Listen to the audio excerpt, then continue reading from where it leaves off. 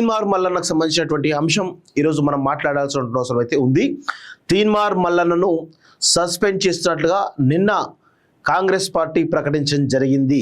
So Meenakshi Natarajan బాధ్యతలు తీసుకున్నటువంటి 2 రోజే కాంగ్రెస్ పార్టీలో ప్రక్షాళన మొదలైందా అనేటువంటి సంకేతాలు బలంగా తీసుకుపోతున్నారు అనేది చాలా క్లియర్గా తెలుస్తూ ఉంది.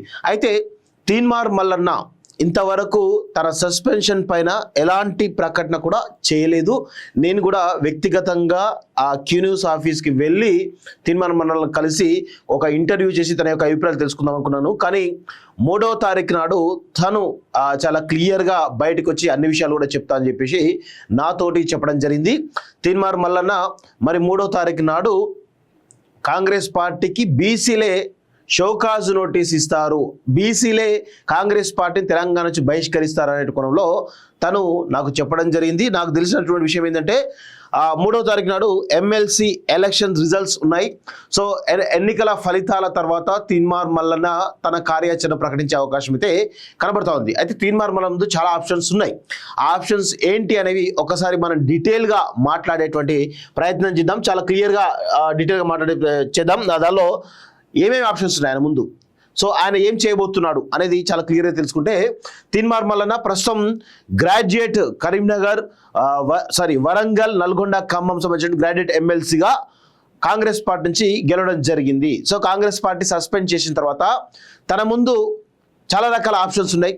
ఆప్షన్స్ ఏంటి అనేది చాలా డీటెయిల్గా వెళ్తే చాలా ఆసక్తికరమైనటువంటి విషయాలు బయటపడేటువంటి అవకాశం అయితే కనబడతా ఉంది. అయితే ప్రధానంగా తెలంగాణలో మనం తీసుకున్నట్లయితే ప్రధానమైనటువంటి పార్టీలు ఈరోజు ఏమేమి ఉన్నాయనేది ఒక్కసారి మనం చాలా క్లియర్గా చూసినట్లయితే, ఒకటి కాంగ్రెస్ పార్టీ, రెండోది బీజేపీ, మూడోది బీఆర్ఎస్ పార్టీ. ఈ 3 ప్రధానమైనటువంటి పార్టీలు ఉన్నాయి. సో తీన్మార్ మల్లన్న ఈ 3ట్లో ఆల్రెడీ కాంగ్రెస్ పార్టీ సస్పెండెడ్ కాబట్టి ఆయన ముందున్నటువంటి options BJP and BRS. So BJP and BRS చూసినట్లయితే బీజేపీలో ఆల్రెడీ జాయిన్ అయిండు కాబట్టి బీజేపీలో ఆల్రెడీ జాయిన్ అయిండు, బయటకు వచ్చిండు. ఆ బీజేపీనే విమర్శలు గుప్పించు కాబట్టి ఈరోజు బీజేపీలో జాయిన్ అవడానికి స్కోప్ లేదు. సో బీఆర్ఎస్ పార్టీలో జాయిన్ అవుతాడా? రీసెంట్గా బీసీ ఉద్యమాల్లో చాలామంది బీఆర్ఎస్ పార్టీ నాయకులను కూడా శ్రీనివాస్ గౌడ్ కానీ లేదంటే మన మౌసూచార్ లాంటి వాళ్ళతోటి చట్టాపట్టాలు వేసుకొని తిరిగిండు. సో బీఆర్ఎస్ పార్టీలో జాయిన్ అవుతారా అంటే ఖచ్చితంగా జాయిన్ కాడు. ఎందుకు అంటే కేసీఆర్ను బలంగా విమర్శించిన వాళ్ళు, కేసీఆర్ను గద్దించడంలో తీన్మార్ మల్లన్న చాలా కీలక పాత్ర కాబట్టి బీఆర్ఎస్ పార్టీలో కూడా జాయిన్ కాడు. సో ఆయన ముందున్నటువంటి 2 ఆప్షన్స్ కూడా క్లోజ్ అయినాయి. ఇక మిగతా ఆప్షన్స్ ఏంటి అనేది మనం చాలా క్లియర్గా చూస్తే, తెలంగాణలో ఒక ప్రాంతీయ పార్టీ యొక్క అవసరం ఉంది. ఆ ప్రాంతీయ పార్టీ అవసరంలో భాగంగా ప్రాంతీయ పార్టీని కనుక ఉంటే తనకు మనుగడ అనే కోణంలో ఆలోచిస్తే ఒక ప్రాంతీయ పార్టీ పెట్టేటువంటి అవకాశం కూడా కనబడతా ఉంది ఆయన ముందు. ఎందుకంటే బీఆర్ఎస్ ఇక్కడ తెలంగాణలో ఆ స్పేస్, ప్రాంతీయ పార్టీ యొక్క స్పేస్ చాలా స్పష్టంగా కనబడతా ఉంది. మరి ప్రాంతీయ పార్టీ పెడతాడా మరి పెట్టడా అనేది ఒక చర్చ చేస్తే ఖచ్చితంగా పెట్టడానికి అవకాశాలు ఉన్నాయి. దాని వెనకాల ఉండేటువంటి లోటుపాట్లు ఏందో ఒకసారి మనం చూద్దాం.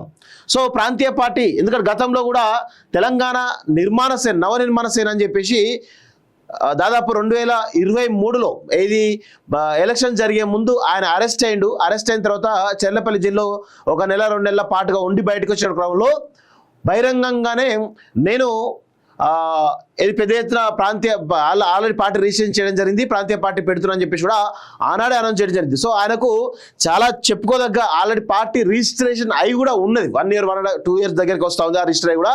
సో ప్రాంతీయ పార్టీ పెట్టడం కూడా ఒక స్కోప్ కనబడుతుంది. సో ఇప్పుడు బీసీలు ప్రాంతీయ పార్టీ పెడితే సక్సెస్ అవుతారా?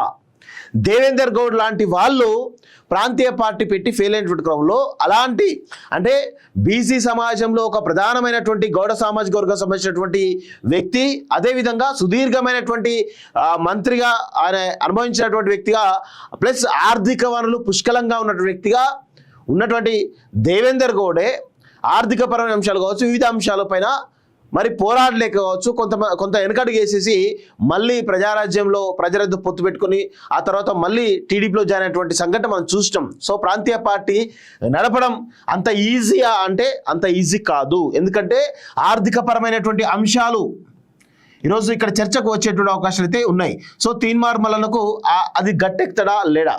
సో తనకు తెలంగాణలో సుదీర్ఘమైనటువంటి అనుభవం కూడా లేదు, ఎందుకంటే పాలనపరమైన అనుభవం చాలా తక్కువ, ఉద్యమాల అనుభవం చాలా తక్కువ. సో ఇది కేసీఆర్ పైన పోరాడిండు అనేటువంటి కోణంలో తెలంగాణ సమాజం అంతా కూడా ఆయన వెంట నడిచింది అనేది వాస్తవం. సో ఇలాంటి విషయాల్లో మరి ప్రాంతీయ పార్టీ పెడితే సక్సెస్ అవుతాడా ఫెయిల్ అవుతాడా అనేటువంటి రెండు కూడా కారణాలు ఉండే అవకాశం ఉన్నాయి. సో ప్రాంతీయ పార్టీ యొక్క స్పేస్ బలంగా ఉంది, పెట్టడానికి అవకాశం ఉంది. దాన్ని నడిపే సత్తా ఆర్థికపరమైన అంశాలు కావచ్చు, సామాజిక పరమైన అంశాలు కావచ్చు, లేకపోతే బీసీ కోణంలో ఆయనను నిజంగా అన్ని సంఘాలు అన్ని కుల సంఘాలు కనుక ఆయన ఎంకరేజ్ చేస్తే పెడితే కనుక సక్సెస్ అయ్యడానికి అవకాశం ఉంది. సక్సెస్ అవడానికి ఎంత అవకాశం ఉందో ఫెయిల్ అవడం కూడా అన్ని అవకాశాలు ఉన్నాయి. సో ప్రాంతీయ పార్టీ అనేది ఒక ఆప్షన్, అది ముందు ఉన్న దానిలో మెయిన్ ప్రధానమైనటువంటి ఆప్షన్ ప్రాంతీయ పార్టీ. అయితే దీని తర్వాత ఇంకేముంటుంది అంటే చాలా రకాల అంశాలు ఉన్నాయి. దీనిలో ఇంకొక 2 పార్టీలు కూడా ప్రధానంగా ఉన్నాయి. ఒకటి జనసేనలో చేరడం, లేదా ఇక్కడ టీడీపీలో చేరడం. ఈ 2 ఆప్షన్స్ కూడా ఆయన ముందు ఉన్నాయి. ఎందుకో చాలా క్లియర్గా చెప్తా. ఇక్కడ జనసేన అనేది ఒక కాపు సామాజిక వర్గం సంబంధించినటువంటి పవన్ కళ్యాణ్ యొక్క పార్టీ. సో తీన్మార్ వలన కూడా మున్నూరు కాపే. సో కాపు ఈక్వేషన్లో జనసేనలో కూడా జాయిన్ కావడానికి ఆప్షన్ నెంబర్ 3 ఇది, 2 కాదు 3 కిందికి వస్తుంది. So option number 3 Janasena.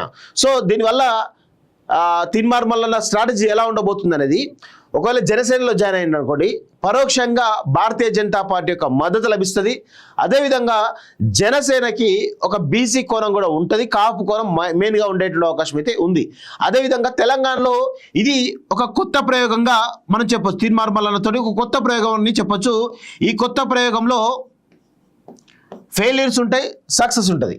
Bharatiya Janata party బలంగా జనసేనను తెలంగాణలో మరి అంత సపోర్ట్ చేస్తుందా అనే కోణంలో చర్చ చేయాల్సిన అవసరం అయితే ఉంది. ఎందుకంటే ఇక్కడ భారతీయ జనతా పార్టీ ఓన్గానే తెలంగాణలో ఎస్టాబ్లిష్ అవుదామని ప్లాన్లో ఉంది. ఎందుకంటే ఒకవేళ తెలంగాణలో కనుక భారతీయ జనతా పార్టీకి ఎంట్రీ కనుక ఉంటే సౌత్ ఇండియాలో ఇటు ఏపీలో కానీ కర్ణాటకలో కానీ ఇంకా మిగతా దానిలో చూసుకోవడానికి అవకాశం ఉంటుంది. తమిళనాడులో కూడా ఒక రకమైన ప్రయోగం చేస్తుంది. సో ఇలా మనం అన్ని రకాల కోణాలు చూసినట్లయితే జనసేన అనేది ఒక కొత్త ప్రయోగం. ఈ కొత్త ప్రయోగంలో ఖచ్చితంగా భారతీయ జనతా పార్టీ మద్దతు లేకుండా పవన్ కళ్యాణ్ ఎలాంటి నిర్ణయం తీసుకోడు, అది మాత్రం 100% మద్దతు. మరి భారతీయ జనతా పార్టీ 100% మద్దతు ఇస్తా అని తీన్మార్ మల్లన్న జాయిన్ చేసుకోని చెప్పేసి పవన్ కళ్యాణ్ కనుక బీజేపీతో మాట్లాడుకొని ఓకే అనుకుంటేనే తీన్మార్ మల్లన్నని రంగంలోకి దించుతుంది, ముందుకు తీసుకుపోతుంది. ఇది ప్రధానమైనటువంటి ఆప్షన్. సో ఇంకొక ఇంపార్టెంట్ అంశం ఏంటి ఇక్కడ చూసినట్లయితే, తీన్మార్ మల్లన్న ఆప్షన్ నెంబర్ 2 టీడీపీని కూడా ఎంచుకోవడానికి అవకాశం అయితే ఉంది. ఇక్కడ ఎందుకు ఉంది అని మనం ఆలోచించినట్లయితే, టీడీపీ అనేది తెలంగాణలో లేదు అని అందరూ అనుకుంటున్నారు. కానీ ఇక్కడ బలంగా నేను కొన్ని విషయాలు చెప్తాను, చాలా సంచలన విషయాలు చెప్తాను. ఇక్కడ ఖమ్మంలో కావచ్చు, నల్గొండలో కావచ్చు, మహబూబ్నగర్ కావచ్చు, ఇది మనం చూసినట్లయితే ఈ 3 జిల్లాలలో ప్రధానంగా టీడీపీ కొంత బలంగా ఇప్పటికి కూడా వేళ్ళూనుకొని ఉంది.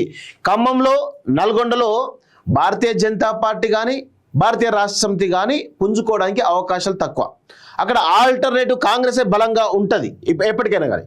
సో ఇక్కడ కాంగ్రెసే బలంగా ఉంటుంది. కాంగ్రెస్ కొట్టాలి అంటే ఖచ్చితంగా టీడీపీ ఒక ఆప్షన్గా ఎంచుకోవచ్చు. ఎందుకంటే టీడీపీ ఖమ్మంలో కొంత పుంజుకోగలుగుతుంది, కొంతమేర నల్గొండలో పుంజుకోగలుగుతుంది, మహబూబ్నగర్లో కూడా ఇప్పటికి కూడా టీడీపీ యొక్క మూలాలు బలంగా ఉన్నాయి.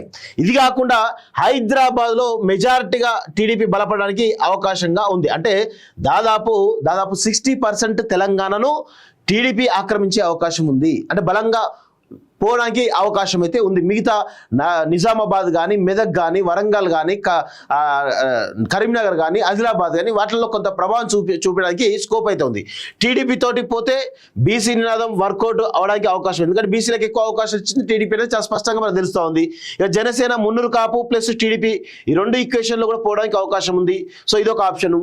సో ఇక్కడ టీడీపీ ద్వారా ఖమ్మం, నల్గొండ, మహబూబ్నగర్, హైదరాబాద్లో బలంగా ముందుకు పోతే టీడీపీ ఆల్రెడీ బలంగా ఉంది కాబట్టి ఈ ఆప్షన్ ఎంచుకోవడానికి అవకాశం అయితే ఉంది. అదేవిధంగా ఇక్కడ మేజర్గా పార్టీ అంటే ఆయన పార్టీకి ప్రధానమైన అవకాశాలు ఇస్తే ఇక్కడ ఆర్థికపరమైన అంశాలు ఉంటాయి కాబట్టి ప్రాంతీయ పార్టీలో ఆర్థికపరమైన అంశాలకు ఆయన కొంత అడ్డుకట్ట జరిగే అవకాశం ఉంది.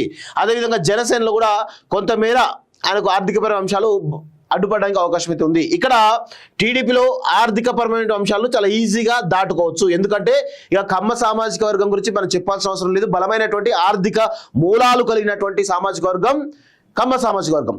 సో ప్రధానంగా ఆయన ముందు 3 ఆప్షన్స్ ఉన్నాయి. ఒకటి ప్రాంతీయ పార్టీ అనేటువంటి చర్చ బలంగా జరుగుతూ ఉంది. సో ఆయనకు ఉండేటువంటి సన్నిహితులు ఎవరైతే ఉన్నారో, ఆయనతో పాటు బీసీ మూవ్మెంట్లో పాల్గొన్న వాళ్ళు ఎవరైతే ఉన్నారో, చిరంజీవి లాంటి వాళ్ళు కూడా ప్రాంతీయ పార్టీ పెడతాడు అనేటువంటి కోణంలో చాలా బలమైనటువంటి చర్చ అయితే జరుగుతూ ఉంది. ఒకవేళ ప్రాంతీయ పార్టీ పెడితే కనుక చాలా రకాల స్ట్రగుల్స్ తీన్మార్ మల్లన్న ఫేస్ చేయాల్సినటువంటి అవసరం అయితే ఉంటుంది. అంత ఈజీగా అంత ఆషమాషిగా జర్నీ అయితే ఉండదు అనేది చాలా స్పష్టంగా గుర్తుపెట్టుకోవాలి. గతంలో దేవేందర్ గౌడ్ లాంటి వాళ్ళు పార్టీ పెట్టినప్పుడు ఏ విధంగానైతే స్ట్రగుల్స్ ఫేస్ చేశారో అదే విధమైనటువంటి స్ట్రగుల్స్ ఫేస్ చేయడానికి అవకాశాలు ఎక్కువ ఉంటాయి. ఇక దాని తర్వాత జనసేన అండ్ టీడీపీ. జనసేన ఒకవేళ తెలంగాణలో బలపడాలంటే ఖచ్చితంగా పవన్ కళ్యాణ్ బీజేపీ యొక్క అనుమతి తీసుకోవాలి. అనుమతి తీసుకున్న తర్వాతనే వాళ్ళ ఒక స్ట్రాటజీ తోటి ఈరోజు జనసేనను తెలంగాణలో తీసుకురాగలుగుతారు. ఈ కోణంలో భారతీయ జనతా పార్టీ ఇండివిజువల్గానే తెలంగాణలో బలపడదాం అనుకుంది కాబట్టి జనసేన యొక్క అవసరం లేకుండా పోవాలని అనుకుంటుంది. ఒకవేళ జనసేన కావాలి అనుకుంటే మాత్రం అప్పుడు తీన్మార్ మల్లన్నని తీసుకొని ముందుకు పంపించే అవకాశం అయితే కనబడుతుంది. అయితే ఇక్కడ టీడీపీ విషయంలో చూసినట్లయితే భారతీయ జనతా పార్టీ యొక్క అవసరం ఏముండదు. భారతీయ జనతా పార్టీ యొక్క పర్మిషన్ తీసుకోవాల్సిన అవసరం అయితే లేదు. సో బీసీ కోణంలో టీడీపీకే ఎక్కువ అవకాశాలు ఉంటాయి కాబట్టి కొంతమేర ఖమ్మంలో, నల్గొండలో, మహబూబ్నగర్లో, హైదరాబాద్లో కూడా బలంగా పుంజుకునే అవకాశాలు అయితే ఉన్నాయి. 2014లోనే తెలంగాణ రాష్ట్రం వచ్చిన తర్వాత అంత పీక్ తెలంగాణ సెంటిమెంట్ ఉన్నప్పుడే టీడీపీకి దాదాపు 20-25 సీట్లు రావడం జరిగింది తెలంగాణలో. సో ఇప్పుడు ఇటు ప్రాంతీయ పార్టీలు లేవు, ప్రాంతీయ తత్వం లేదు, తెలంగాణ అనేటువంటి సెంటిమెంట్ కూడా చాలా తక్కువ. సో ఇలాంటి క్రమంలో టీడీపీ కూడా బలపడడానికి అవకాశం ఉంది. సో ఆ కోణంలోనే టీడీపీ కూడా ప్రధానమైనటువంటి ఆప్షన్ అయ్యేటువంటి అవకాశాలు అయితే ఉన్నాయి తీన్మార్ మల్లన్నకి. సో ఈ అనాలిసిస్లో ఆయన ఏ ఆప్షన్ ఎంచుకుంటాడు అనేది మనం చూడాల్సిన అవసరం అయితే ఉంది. ఇక్కడ ప్రధానంగా 3 ఎమ్మెల్సీలు రిజల్ట్స్ 3వ తారీఖు నాడు రాబోతున్నాయి. ఒకటి కరీంనగర్ సంబంధించినటువంటి గ్రాడ్యుయేట్ ఎమ్మెల్సీ కావచ్చు, అదేవిధంగా కరీంనగర్ సంబంధించినటువంటి టీచర్స్ ఎమ్మెల్సీ కావచ్చు, అదేవిధంగా వరంగల్ సంబంధించినటువంటి టీచర్స్ ఎమ్మెల్సీ కావచ్చు. ఈ 3 టీచర్స్ ఎమ్మెల్సీలు కనుక బీసీలు ప్రధానంగా 2 గెలిచినట్లయితే ఖచ్చితంగా తీన్మార్ మల్లన్న ప్రాంతీయ పార్టీ పెట్టడానికి స్కోప్ ఉంది. లేదు 1 గెలిచినా కానీ టీడీపీ జనసేన ఆప్షన్ తీసుకోవడానికి అవకాశం అయితే ఉంది. సో ఆ బీసీలు ముఖ్యంగా కరీంనగర్ గ్రాడ్యుయేట్ ఎమ్మెల్సీలో కనుక ప్రసన్న హరికృష్ణ గెలిచినట్లయితే ఖచ్చితంగా తీన్మార్ మల్లన్న క్రెడిట్ కొంతమేర తన వాదం వల్లనే బలంగా గెలవడం జరిగింది అనేది చాలా బలంగా తీసుకోవడానికి అవకాశాలు అయితే ఉన్నాయి. సో 3వ తారీఖు నాడు రిజల్ట్స్ తర్వాత ఆయన ఏ ఆప్షన్ ఎంచుకుంటున్నది మనం చూడాల్సిన అవసరం అయితే ఉంది. ఇది ప్రధానంగా జరుగుతున్నటువంటి చర్చ.